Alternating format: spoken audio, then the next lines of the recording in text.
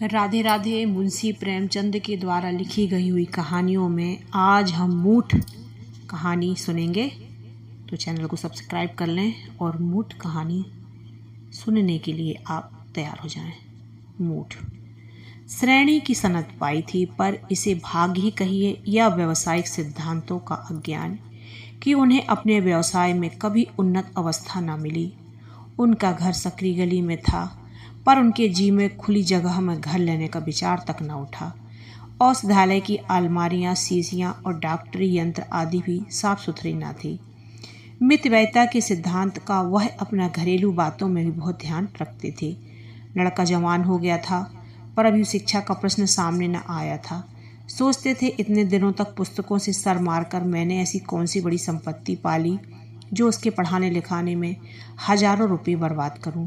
उनकी पत्नी अहिल्या धैर्यवान महिला थी, पर डॉक्टर साहब ने उसके इन गुणों पर इतना बोझ रख दिया था कि उसकी कमर भी झुक गई थी।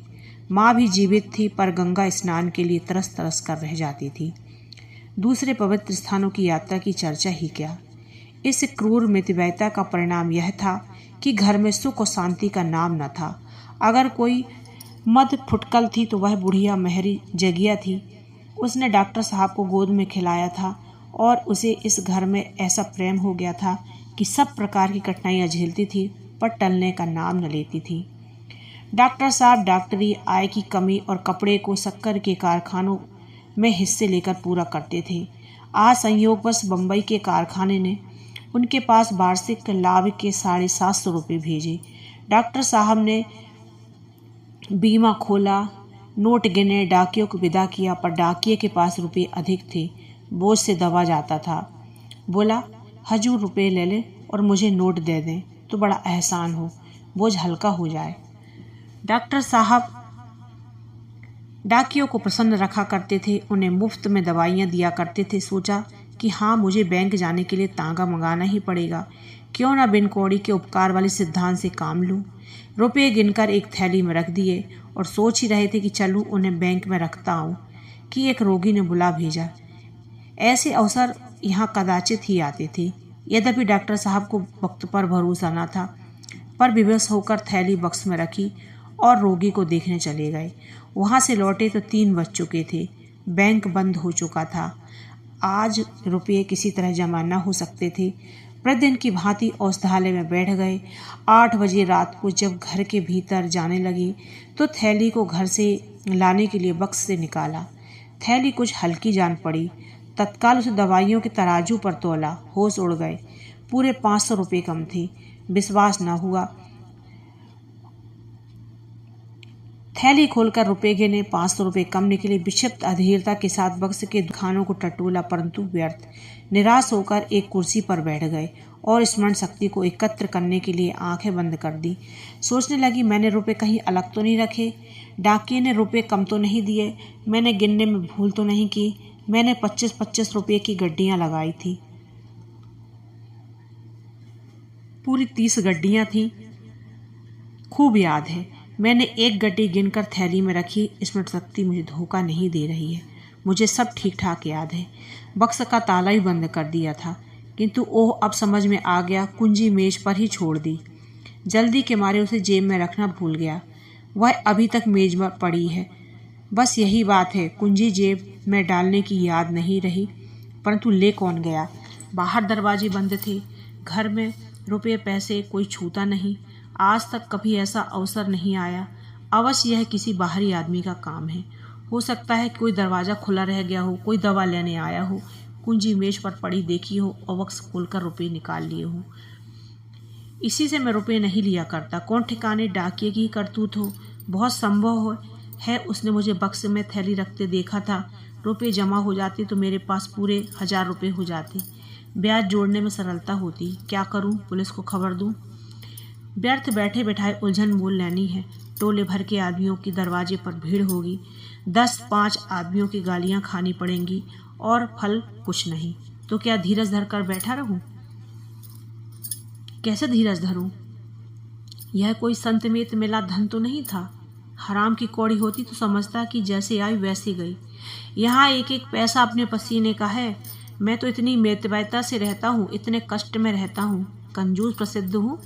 घर के आवश्यक व्यय में भी काट छांट करता हूँ। क्या इसलिए कि किसी उचक्के के लिए मनोरंजन का सामान जुटाऊं?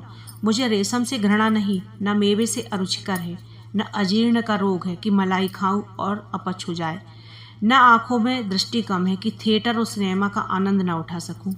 मैं सब ओर से अपने मन को मारे रहता हूँ, इसलिए कि मेरे पास 4 पैसे हो जाएं, काम पड़ने पर किसी के आगे हाथ फैलाना न पड़े, कुछ जायदाद ले सकूं, और नहीं तो अच्छा ही घर बनवा लूं।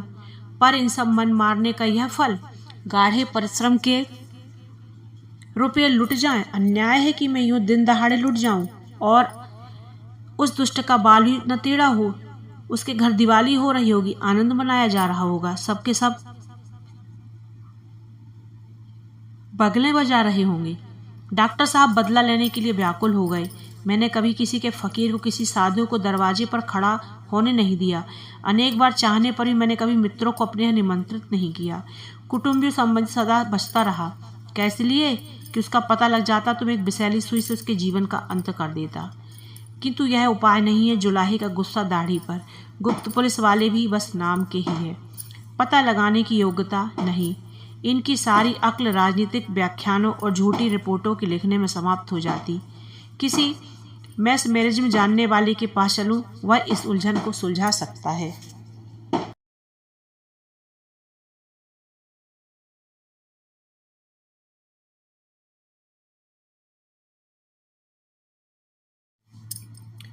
सुनता हूँ यूरोप और अमेरिका में बहुधा चोरियों का पता इसी उपाय से लग जाता है। पर यहाँ ऐसा मैस में मैरिज्म का पंडित कौन है? और फिर उस मैस मैरिज्म के उत्तर सदा विश्वसनीय नहीं होते। ज्योतिषों के सम्मान में भी अनुमान और अटकल के अनंत सागर में डुबकियां लगाने लगते हैं। कुछ लोग नाम भी तो निकालते हैं। मैंने कभी उन कहानियों पर विश्वास नहीं किया, परंतु कुछ न कुछ इसमें तत्व है अवश्य। नहीं तो इस प्रकृति उपासना के युग में इनका अस्तित्व ही न रहता। आजकल के विद्वान भी तो आत्मिक बल का लोहा मानते जाते हैं। पर मान लो किसी ने नाम बतला ही दिया, तो मेरे हाथ में बदला चुकाने का कौन सा उपाय है? अंतर्ज्ञान साक्षी का काम नहीं दे सकता। एक क्षण के लिए मेरे जी को शांति मिल जाने के सिवाय और इनसे क्या लाभ है?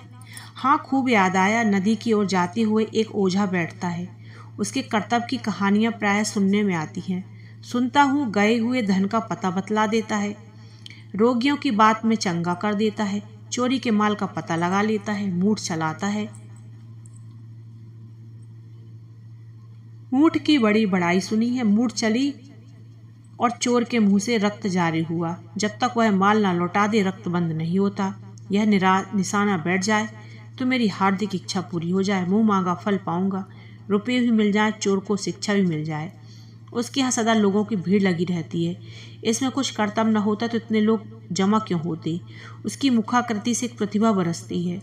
आजकल के शिक्षित लोगों को तो इन बातों पर विश्वास नहीं है, पर नीच और मूर्ख मंडली में उसकी बहुत चर्चा है।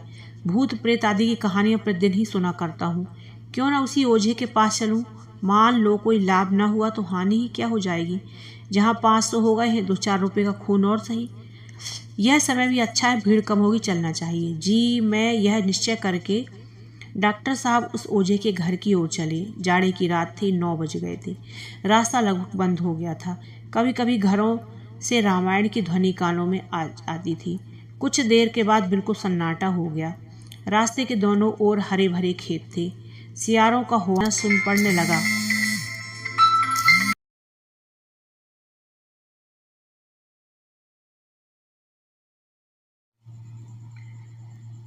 इनका दल कहीं पास ही है।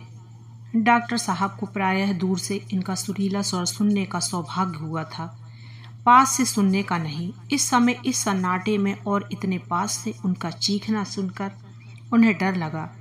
कई बार अपनी छड़ी धरती पर पटकी, पैर धमधमाए। सियार बड़े डरपोक होते हैं, आदमी के पास नहीं आते। पर फिर संदेह हुआ, कहीं इनमें कोई पागल हो तो उसका कांटा तो बचता ही नहीं। यह संदेह होते ही कीटाणु, बैक्टीरिया, पास्टियर इंस्टीट्यूट और कसौली की याद उनके मस्तिष्क में चक्कर काटने लगी। वह जल्दी जल्दी पैर बढ़ाए चले जाते थे।